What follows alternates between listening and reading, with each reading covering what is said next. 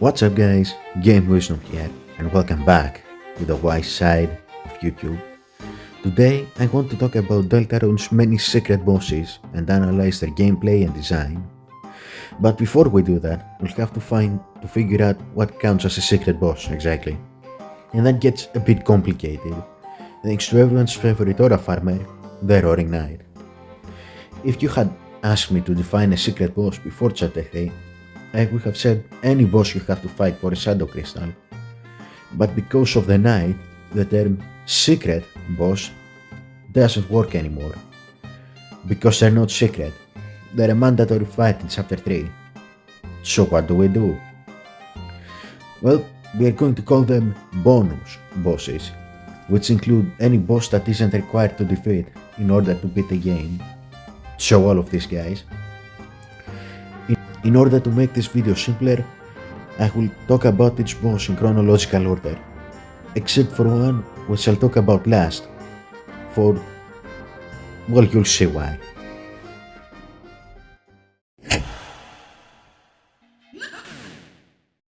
The first boss we'll be talking about is the original secret boss, Jevil.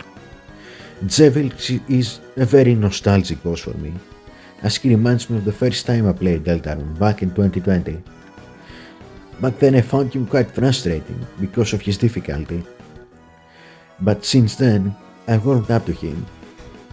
Personal anecdotes aside, Jevil is arguably the most well hidden boss in the entire game, because you don't really get a hint about him unless you go back to the elevator in Card Castle, and even then you don't get much. He just tells you to go to Som, and who gives you a really vague hint about the second part of the broken key. For those who don't know, in order to fight Jevil, you have to find the 3 pieces of the key to his cell, and have Smith Malleus put them back together. The first key fragment you are likely to come across is the one in the symbol puzzle north of the entrance to the Great Board. Normally you are supposed to return to this after having already visited Card Castle, but brute forcing it is pretty easy. The next key fragment can be obtained by asking Som about the strange prisoner after meeting Jevil for the first time, and the third piece, however, is extremely well hidden, as it's located in an out-of-bounds area in the Scarlet Forest. You could find it during your playthrough, but the secret path leading to it is very hard to notice, and the hint Som gives you doesn't really help either, so your best option is to just look up a guide on YouTube. If you manage to get your hands on all 3 of the key fragments, you can bring them to Smith Malleus, who will combine them into the key and warn you not to use it, as he senses a dark energy coming from it. But you ignore him and use the key anyway, and now you can finally battle Jevil. Now let's actually talk about the boss fight. Jevil will definitely catch first time players by surprise, considering Chapter 1 is pretty easy up to this point. There are 2 ways to defeat Jevil.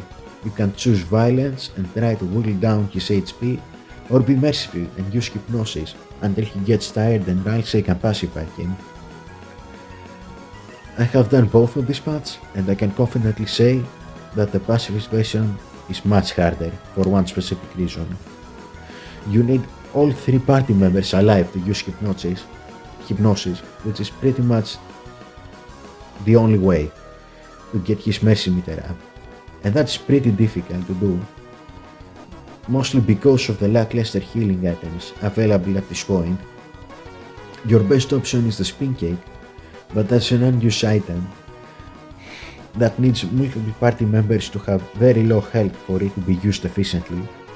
But Game Wisdom, can't you just use Ralsei's healing plate? No, you can't, because hypnosis needs 50 toilet paper to be used. Using 32 TP for healing player is a luxury we cannot afford. So our best option is to go to Maxons and spend all our money on Big Macs. Despite the previous run, I actually really like this fight, especially the pacifist version. Having to micromanage every party member's health, combined with the erratic nature of Jevil's attacks, makes for a unique experience that isn't really present anywhere else in the game. The introduction of fire and S action in Chapter 2 made defeating bosses through mercy much easier. But that doesn't exist in chapter 1, so you're stuck with using hypnosis, and if any of your party members faint, well, you just have to hope you have enough healing items to bring them back up. Or you'll be at the mercy of using Pirouette with Grace, which is a completely random skill that's just gonna make the fight much more annoying other than over anything else. Other than the fighting aspect, Jevil is one of my favorite characters in the game. He's so chaotic and fun, but also tragic, as he got locked up by his best friend after he went insane. Finally, Jevil's battle theme, the world revolving, is one of my favorite songs in the game.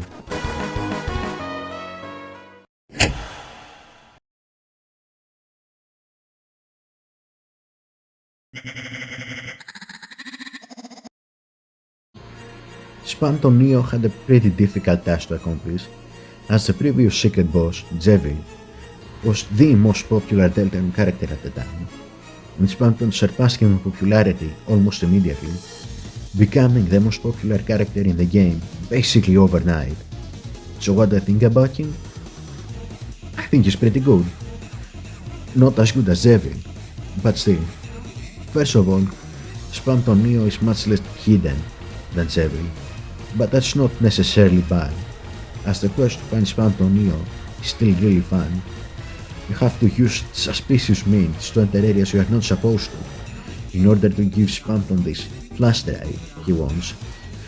And how could I not mention the Pickup of Doom, which a lot of people find to be harder than the boss fight itself. I, however, am not one of them. Now, let's talk about the fight itself. Spamton Neo is basically the Metaton Neo fight we never got in Undertale, so naturally it revolves around the Yellow Soul, which makes fighting Spamton much different than Jevil.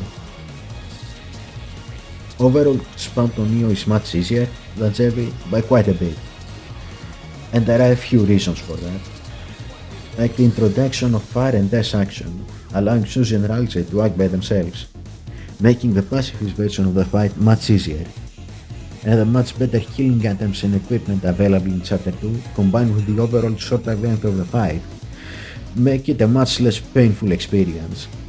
But the fight still has a lot of complexity, from the use of the Yellow Soul, which makes dodging his attacks a multitasking nightmare, as you have to position your soul and shoot at the same time, which was enough to screw me over a couple of times. Finally, let's talk presentation, which is where Spamton excels. First of all, his theme, Big Shot, is incredible. It beginning with this intense orchestral part, just to transition to Spamton's wacky theme, is a brilliant idea that fits the fight perfectly. And it keeps going, using no less than 6 different leitmotifs, with a specific mention going to its use of the world revolving, cementing it as the secret boss leitmotif, more commonly known as the Freedom theme. Overall, Spamton Neo, while not as difficult as Jevil, is still an incredibly fun and memorable boss.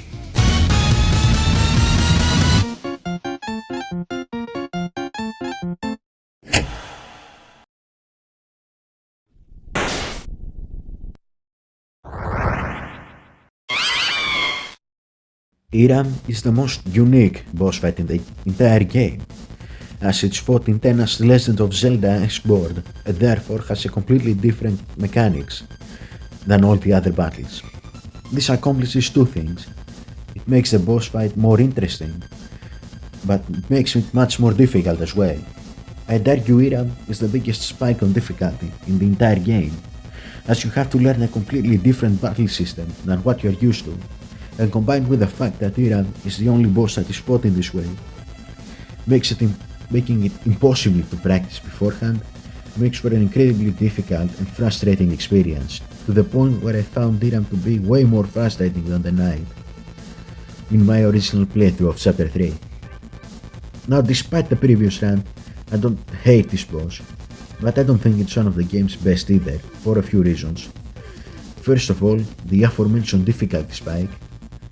I don't hate difficulty in video games. In fact, most of my favorite games are extremely difficult. My problem is the implementation of said difficulty. The lack of any way to prepare for this battle beforehand makes this fight very frustrating for first-time players, especially when combined with the other two parts of this trio of grievances. The second of which being the unintuitive gameplay. What I mean by that is that Irram simply lacks the strategy and complexity of the game's regular battles, making it very simply and kind of boring as a result. You are forced to spam your sword, which becomes very tedious very quickly. And the lack of acting or any party member to strategize with doesn't help either. Finally, the last problem I have with this fight is its over-reliance on RNG. All fights in Deltarune have some RNG, like which attack they will use or which party member they will target, but Irram takes RNG to a whole new level, mostly because the only way to heal is random drops. Basically, beginning in the second phase of the fight, Irram will spawn his friends to help you. When you kill one of the friends, it has a chance to spawn a candy that kills you. That is the only way to heal in this entire fight, and it's entirely random. Getting bad RNG with the heals can ruin an entire attempt, which is very frustrating. I know it seems like I hate Irram, but I don't. I just dislike this fight. Outside of that, however, Irram does great in both lore and personality. The entire secret S-rank room quest is really cool and has some incredibly interesting pieces of lore. The music and overall visuals are excellent as well, and utilize the NES-inspired boards excellently. In the end, Irram is a flawed but fun boss, and while interesting and very unique, is dragged down by overall lacking gameplay, excessive difficulty, and pretty egregious usage of RNG.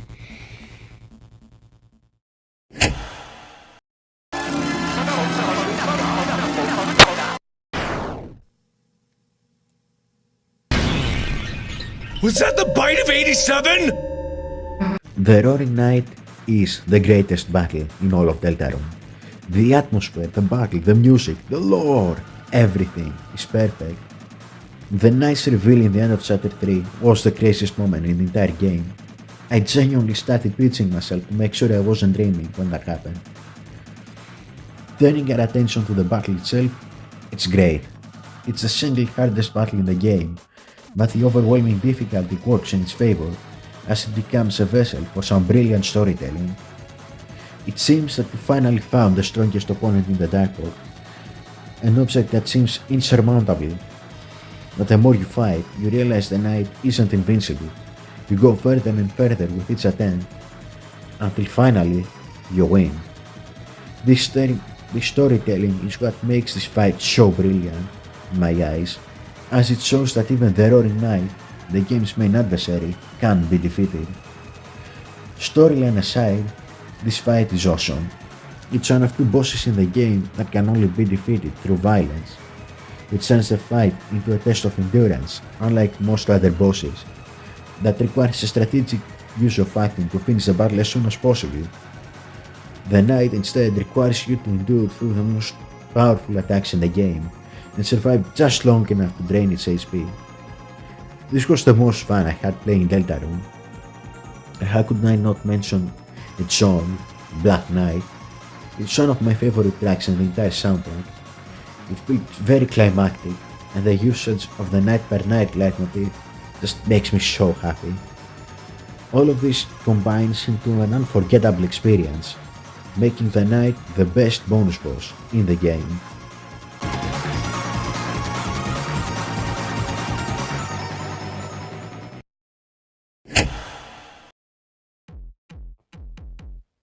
Next up are the mics, who are probably the most obscure bosses in the game. To find them, you have to unlock the mic door in Castle Town with a secret password. It can be done either in the beginning of chapter 4 by guessing the code, it's 6453, or in the end of the chapter by reading the code in the note next to the door. The fight itself is incredibly unique, as you control your soul by screaming into the microphone, and you have this hand that is controlled by the mouse.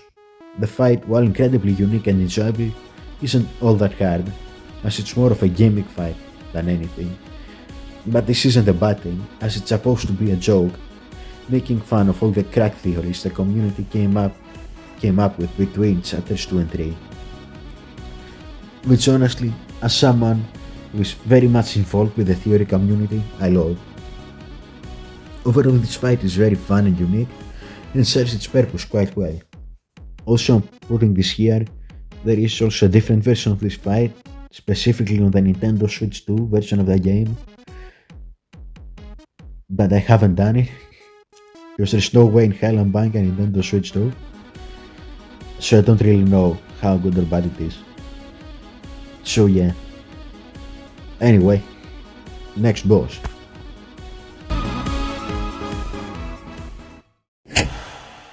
Next up is the Hammer of Justice, but I'll just call him Gerson. It's easier that way. Character-wise, Gerson is one of my favorites. He's so fun to watch, with his relationship with Susie being a big highlight. As for his boss fight, it's also one of my favorites, as it's one big homage to the Undying fight from Undertale. From his usage of the green soul to his music track Hammer of Justice, borrowing not only the name but also the motif of Undying's theme. Difficulty-wise, Gerson provides a rather unique challenge, mostly because of the lack of the healing options. Namely, Susie's OK heal that not only costs like 80 TP but doesn't heal that much anyway. Outside of that, your only other healing option is the Absorb Badge that heals 2 HP. Combine that with the fact that you have to survive until Gerson finishes all his dialogue to win the fight, and you have a really challenging battle. All in all, I think Gerson is genuinely one of the most fun battles in the entire game.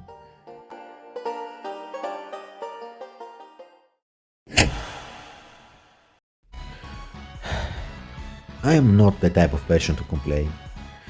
I hope that this video has made that pretty clear, but I'll make an exception, just this once. Because Spamton Neo, in the Snowgrave route specifically, is the only poorly designed boss in Toby Fox's entire career. I hate this boss, I really do, for one specific reason. It's not balanced, at all. Let me explain. Basically, Spamton Neo in the Snowgrave route is the exact same fight as in the regular route, with one key difference. You fight him with Chris only. And here lies the problem. Spamton Neo in the regular route is balanced around having a full party of 3. So you'd think the fight would be rebalanced and changed for Snowgrave, where you only have one party member. Nope, it's the exact same battle. The only difference being some new acts that honestly don't help that much. All this makes Spamton Neo and Snowgrave very difficult, but as I previously said, I enjoy difficulty in video games, but Spamton is difficult, but not in a fun way. It feels unfair and is a very infuriating experience. It's the sole reason I never want to play through the Snowgrave route again.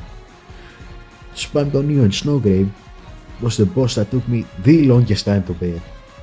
Out of all of them, even the night. That's pretty insane. I shouldn't have this much trouble with the boss in chapter 2. If the Snowgrave route continues like this, or I guess the weird route, same thing, continues like this, I don't know if I want to go further or get more exclusive bosses. If they are like Spamton Neo. But yeah, overall, if you couldn't tell, I don't like this fight. Spamton Neo in the normal route is like a pretty good, enjoyable fight, but the lack of balance in Snowgrave just makes it really unfun and a very mentally draining experience, and it's probably the only battle in the game that I never want to do again. Yeah.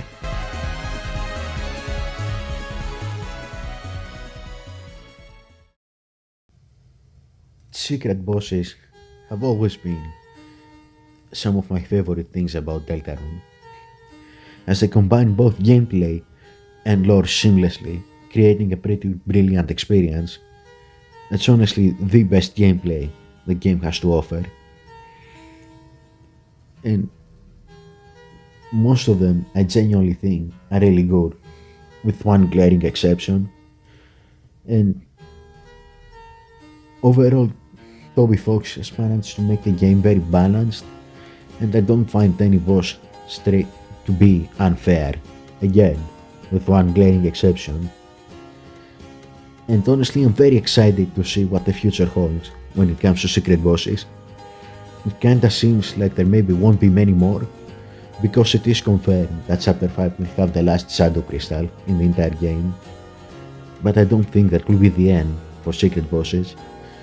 In fact, I have a lot of ideas for what could be the secret bosses following Chapter 5, but that's a theory better saved for another video. So yeah, what do you think? Which are your favorite secret bosses? Which one are your least favorite? Do you think I was right? Or do you think my takes are so bad I deserve to be Snowgrave in real life? Tell me in the comments below. But for now, that's all I wanted to say. So, I've been Game Wisdom, this was The White Side, and I'll see you in the next one.